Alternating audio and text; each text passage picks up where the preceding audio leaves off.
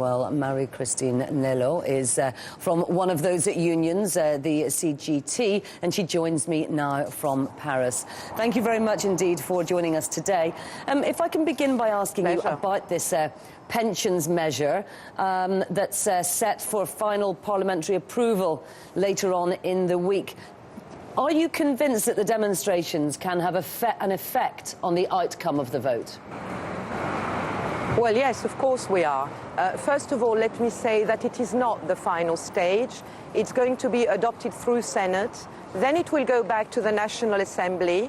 And after the General Assembly, it will be eventually adopted. So we are saying that, yes, we must continue the mobilizations.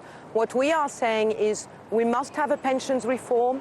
We all agree with that, but not in the way that the government is intending it at the moment.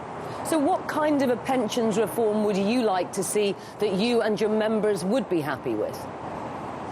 Well, we believe that the pensions reform should first go through a reform of our employment policies. There are too many jobs which are being lost in industry to the benefit of few jobs in services. Therefore, about 1 million jobs are lost every year.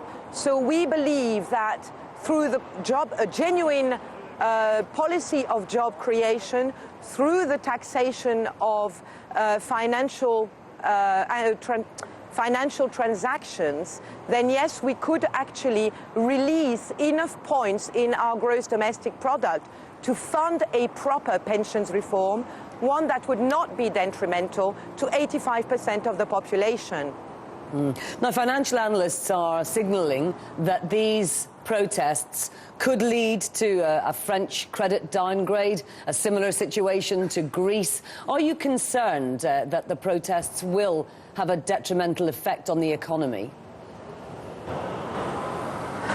We don't see the protest as having a detrimental effect on the economy.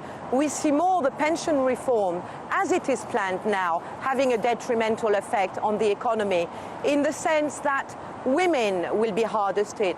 Our senior members of society, those who are not anymore in employment, although they're only 55 years of age, the pensions reform as it stands is the one which would have a detrimental effect on the economy.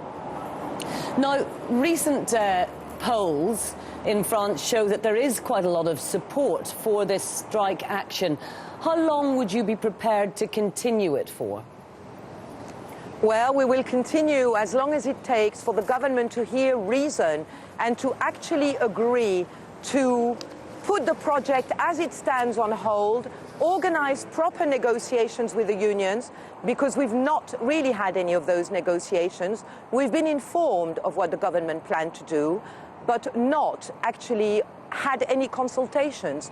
So we're prepared to continue as long as necessary, and it seems that the support we're getting from the French population, approximately 70% of the French population today support the reform as it stands, our movement. So we will continue. Okay, Marie-Christine Naillod, thank you very much for joining us.